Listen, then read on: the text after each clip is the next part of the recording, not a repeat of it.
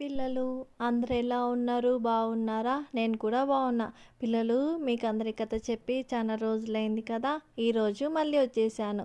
మంచిగా కథలు చెప్పుకుందామే. ఆ! ఓకే. రెడీ. మీరు రెడీయా? ఒక గ్రామంలో లలిత అనే అమ్మాయి ఉంటుంది. అమ్మ, నాన్న, నానమ్మ, వాళ్ళమ్మ ఉంటారనమాట.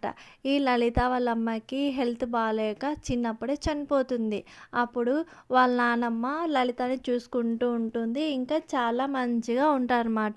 ఇంకా రోజులు గడిచే కొద్దీ ఈ లలితకి అమ్మ ఉంటే బాగుంటుందని ఊరి వాళ్ళందరూ అనటంతో వాళ్ళ నాన్న ఏం చేస్తాడంటే ఇంకొక పెళ్లి చేసుకుంటాడు. పెళ్లి చేసుకొని ఆ లలితని బాగా చూసుకో అని చెప్తాడనమాట. ఆమె అంటుంది కానీ సరిగ్గా చూసుకోదనమాట.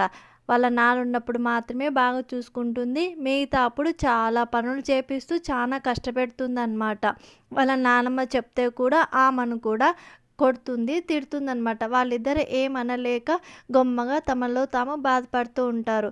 వాళ్ళ నాన్నకు చెప్పినప్పుడు ఏంటి అంత బాగా చూసుకుంటే తన మీద ఇలా ఎందుకు అబద్ధాలు చెప్తున్నారని వాళ్ళ నాన్న నమ్మేవాడు కాదనమాట.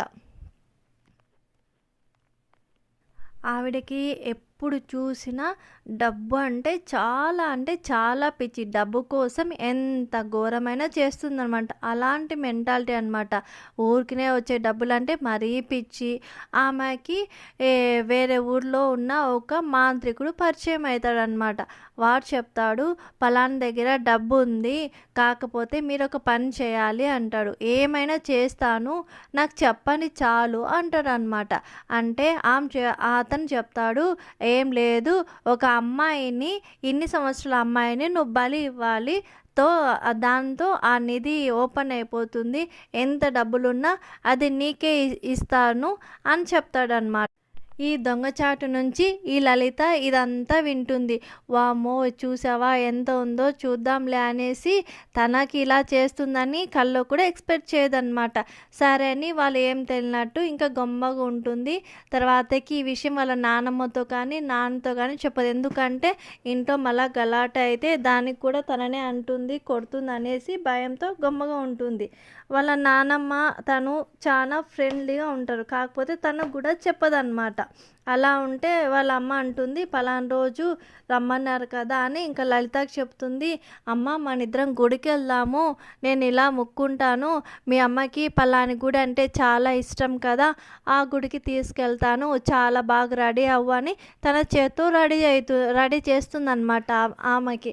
అప్పుడు లలితకి తెలిసిపోతుంది కదా, చాలా భయపడుతుంది. ఇంకా ఏమైనా చేస్తే ఇంకా బాగుండదు అనేసి ఇంకా నానమ్మకి ముద్దు పెట్టుకొనేసి వెళ్ళిపోతుందనమాట. వెళ్ళిపోయి దేవుణ్ణి అడుగుతుంది గుళ్ళో, దేవుడా, మా అమ్మ అంటే నీకెంతో ఇష్టము, నీకెన్ని పూజలు చేసిందో తెలుసు కదా, ఇప్పుడు చూడు మా పిన్ని నన్ను చంపడానికి ఇలా చేస్తుంది, నన్ను కాపాడు దయచేసి అంటుందన్నమాట. అని ముక్కుంటే వాళ్ళ పిన్ని అంతలో కలుస్తుంది. ఎంతసేపు దేవుడితో బేరాలు చేస్తున్నావా ఏంటి, ఇక్కడ రా అంటే వస్తున్నాను పిన్ని అని చెప్తుందన్నమాట.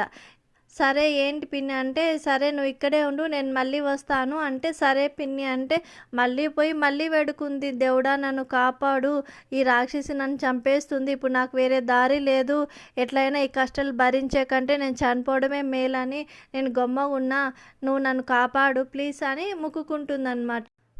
అప్పుడు ఆమె వెళ్ళి ఆ మాంత్రికునికి ఫోన్ చేస్తుంది. నువ్వురా, నేను ఇక్కడ రెడీగా ఉండాను అని మాట్లాడుతుంటే ఇంతలో అక్కడ ఒక కొబ్బరి చెట్టు ఉంటుందన్నమాట. దాని కిందకి పోయి మాట్లాడుతుంటే ఆ కొబ్బరి బొండం వచ్చి ఆమె తల మీద పడుతుంది.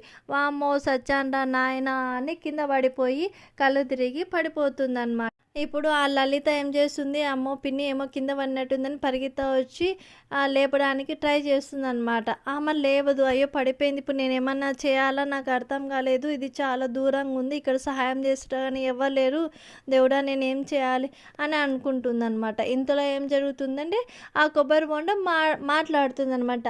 లలిత, లలిత, నువ్వు భయపడకు, నేను నీకు తోడున్నాను, నువ్వు చేసుకున్నదంతా దేవుడికి నేను విన్నాను, నేను కాపాడుతాను లలిత అంటే అమ్మ భయపడుతుంది అనమాట. ఏంది కోకోనట్ మాట్లాడుతుంది ఏంటి అని. అవును, ఇది మాయా కొబ్బరి బొండము, నేను నేను నిన్ను కాపాడటానికి ఇలా చేశాను. సరే నువ్వేం చేస్తావంటే నా లోపలికి వచ్చేసేయి అని అంటుంది. నీ లోపలికా? నేనా? ఎలా రావాలి? అంటుందనమాట. అంతలో ఆ కొబ్బరి బొండం పెద్దదయిపోయి ఒక ఇల్లులాగా అయిపోయి దాని డోర్ ఓపెన్ అయితుందనమాట. డోర్ ఓపెన్ అయితే ఆ డోర్‌లోకి వెళ్ళిపోతే మళ్ళీ అది క్లోజ్ అయిపోతుంది. ఆ లోపల ఇల్లు చూస్తే ఇంద్రభవనంలా ఉంటుంది. అన్ని వస్తువులు దాంట్లోనే ఉంటాయి. లలితకు కావాల్సిన జ్యువెల్లరీ, డ్రెస్సెస్, బుక్స్ అన్నీ ఉంటాయి. ఎంత మంచిగుందంటే అసలు చాలా అంటే చాలా సంతోషపడుతుందనమాట.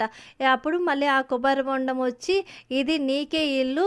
ఇక్కడ నువ్వు హ్యాపీగా ఉండు. ఇక్కడ నీకే భయం ఉండదు" అని అంటుందనమాట. సరే అని దాంట్లోనే ఆడుకుంటూ చాలా ఇంకా మర్చిపోతుందనమాట తన ఫ్యామిలీని. లలిత అంతగా ఉంటుందనమాట. రోజు ఆ ఇండ్లన్నీ చాలా పెద్దది కదా! ఆ రూములు చూసుకుంటూ, అరే! ఈ రూమ్‌లో ఇలా ఉంది, అలా ఉంది అని ఆ ఎక్సైట్‌మెంట్‌లో ఉంటుంది. మర్చిపోతుంది. ఇంతలో వాళ్ళ నాన్న వచ్చేసి ఇలా జరిగింది కదా! వాళ్ళ అమ్మని అడుగుతాడు. "నువ్వేమి చేసావు? పాపని తీసుకురాలేదు. ఏం జరిగింది? నిజం చెప్పు" అంటే, "అయ్యో! నేనేం చేశాను? నాకేం తెలుసు? ఇద్దరం గుడికెళ్ళాము. నీ కూతురు ఎటో తప్పిపోయింది. నేనేమో కళ్ళు తిరిగి పడిపోయాను. లేవంగానే చూస్తే లేదు. నేనే ఇంక భయపడి వేరే వాళ్ళని అడిగి ఇంటికొచ్చాను" అంటుందనమాట. వాళ్ళ నానమ్మ అంటుంది, "లేదురా నాకు దీని మీదే డౌట్ ఉంది. ఏదో చేసింది నా బిడ్డను చంపేసి ఎక్కడో పాడేసింటది. ఒకసారి గట్టిగా అడుగు" అంటుందనమాట. వాళ్ళ నాన్న, "అమ్మ ఊకో ఉండు. ప్రతి దానికి దాని మీదే పడతావు నువ్వు" అంటాడనమాట. ఇంకా చేసేదేం లేక రోజు వాళ్ళ నానమ్మ దేవునికి దండం పెట్టుకుంటుంది. "ఎట్లాగైనా నా మనవరాల్ని కాపాడు" అది ఇది అంటుందనమాట. ఇది రోజు అడుగుతుంది అనేసి వాళ్ళ పిన్నికి కోపం వస్తుంది. ఈ ముసలిదాన్ని కూడా చంపేస్తే ఒక పీడ పోతుంది. దీన్ని కూడా ఏదైనా చేసేయాలా అని ఆలోచన చేస్తుందనమాట. ఇంతలో లలితకి వాళ్ళ నానమ్మ గుర్తొస్తుందనమాట. గుర్తొచ్చి ఒకరోజు ఏడుస్తూ ఉంటుంది. "ఈ కొబ్బరి బొండం ఎందుకు లలిత ఏడుస్తున్నావు? నీకు అన్నీ ఇచ్చాను కదా! ఇంకా ఎందుకు ఏడుస్తున్నావు నువ్వు" అంటుందనమాట. "నాకు మా నానమ్మనే కదా ఉండేది. నాకు చాలా ఇష్టం. నా కోసం మా నానమ్మని ఇక్కడ తీసుకొని రావా? పాపం మా పిన్ని ఎన్ని కష్టాలు పెడుతుందో ఏమో కదా" అని అంటుందనమాట. "ఓహ్! అంతేనా? సరే ఉండు తీసుకొనొస్తా" అని వాళ్ళ బామ్మని తెచ్చి అక్కడ పెడుతుంది. అమ్మ చూసి వాళ్ళ బామ్మ చాలా సంతోషిస్తుందనమాట. "ఏమైందమ్మా? ఎందుకు నువ్వు కనపడలేదు? ఇదేంటి ఇక్కడ" అంటే జరిగిందని చెప్తుందనమాట లలిత. "ఇలా జరిగిందమ్మా, ఇట్లా అయింది" అంటే, "ఓహ్! సరేలే ఇంక బాధపడకు, మనం ఇక్కడే ఉందాంలే" అనేసి ఇద్దరు హ్యాపీగా అక్కడే ఉంటారనమాట. అప్పుడు కొద్ది రోజులు బాగానే గడుస్తుంది. తర్వాతకి వాళ్ళిద్దరు డల్‌గా ఉంటారు. "ఏమైంది మళ్ళీ మీకిద్దరికి" అంటే, "ఇలా మాకు ఊరికనే కూర్చోవడం తిండి ఇష్టం లేదు. మాకేదన్నా పని చేపిచ్చు. మేము దాని ద్వారా డబ్బులు సంపాదిస్తాము. ఇంకా మేము కూడా హ్యాపీగా ఉంటాము" అని చెప్తారు ఇద్దరు. "ఓస్ అంతే గదా! అంతే ఎందుకు ఈ కోకోనట్ వాటర్‌ని డబ్బాల్లో ఫిల్ చేసి అందరికీ అమ్మేయండి. ఆ వాటర్‌తో అందరూ సంతోషంగా ఉంటారు. హెల్తీ వస్తుంది. ఇంకా మీకు పని దొరుకుతుంది" అని చెప్తుందనమాట.